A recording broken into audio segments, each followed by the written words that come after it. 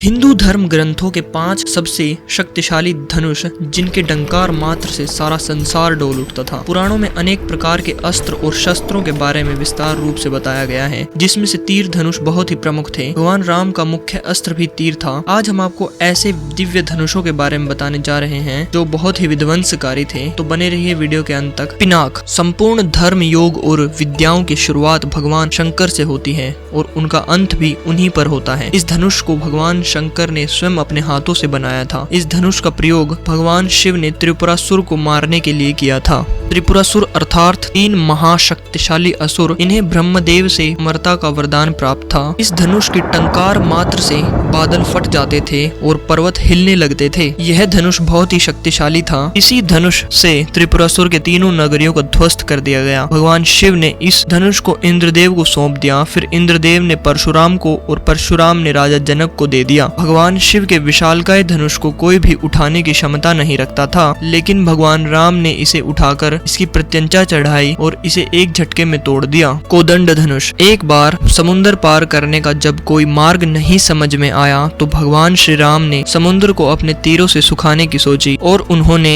तरकस से बाण निकाला ही था और प्रत्यंचा पर चढ़ाया ही था कि तभी समुद्र देव प्रकट हो गए और उनसे प्रार्थना करने लगे। भगवान श्री राम को सर्वश्रेष्ठ धनुर्धर माना जाता है। हालांकि उन्होंने अपने धनुष और बाण का उपयोग बहुत मुश्किल वक्त में ही किया। भगवान राम के धनुष का नाम कोदंड था, इसलिए प्रभु श्री राम को कोदंड के नाम से भी जाना जाता है। कोदंड का अर्थ होता है बांस से निर्मित और कोदंड एक चमत्कारी धनुष था जिसे हर कोई धारण नहीं कर सकता। कोदंड एक ऐसा धनुष था जिसका छोड़ा गया बाण लक्ष्य को भेद कर ही वापस आता था। सारंग धनुष। भगवान श्री कृष्ण सर्वश्रेष्ठ धनुर्धर भी थे। यह बात तब पता चली जब उन्होंने लक्ष्मणा को प्राप्त करने के लिए स्वयंवर की धनुष प्रतियोगिता में भाग लिया था। इस प्रतियोगिता में कर्ण, अर्जुन और अन्य कई सर्वश्रेष्ठ धनुर्धरों ने भाग लिया था। द्रौपदी स्वयंवर से कहीं अधिक कठिन थी लक्ष्मणा स्वयंवर की प्रतियोगिता। भगवान श्री कृष्ण ने सभी धनुर्धरों को पछाड़कर लक्ष्मणा से विवाह किया। हालांकि लक्ष्मणा पहले से ही श्री कृष्ण को अपना पति मान चुकी थी, इसीलिए श्री कृष्ण को इस प्रतियोगिता में भाग लेना पड़ा।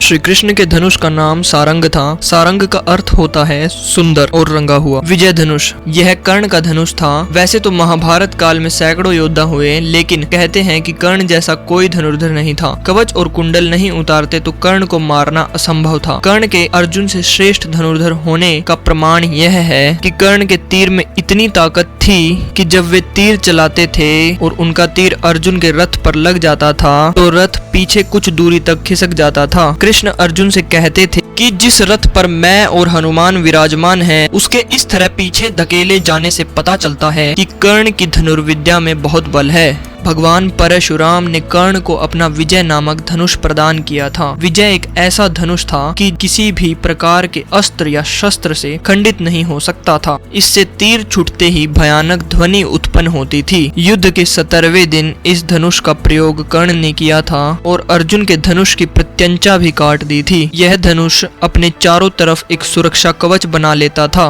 गांडीव। अर्जुन के धनुष का नाम गांडीव था। 5 पांडवों में से एक अर्जुन की विद्या भी जग प्रसिद्ध थी। गुरु द्रोण के श्रेष्ठ शिष्यों में से एक थे अर्जुन। द्रोण ने अर्जुन को धनुष सिखाते वक्त वचन दिया था कि तुमसे श्रेष्ठ इस संसार में कोई धनुर्धर नहीं होगा। अर्जुन के धनुष की टंकार से पूरा युद्ध क्षेत्र गूंज उठता था। रथ पर सवार कृष्ण और अर्जुन को देखने के लिए देवता भी स्वर्ग से उतर गए थे। गांडीव धनुष का निर्माण विश्वकर्मा जी ने किया था। विश्वकर्मा ने इसे इंद्रदेव को सौंप दिया। फिर कुछ वर्षों तक यह धनुष वरुण देव के पास रहा। वरुण देव से यह धनुष अग्निदेव के पास और अग्निदेव से यह धनुष अर्जुन ने ले लिया। आज के लिए इतना ही। मिलते हैं किसी और वीडियो में। ऐसी ही वीडियो के लिए चैनल को लाइक, शेयर और सब्सक्राइब जरूर करें।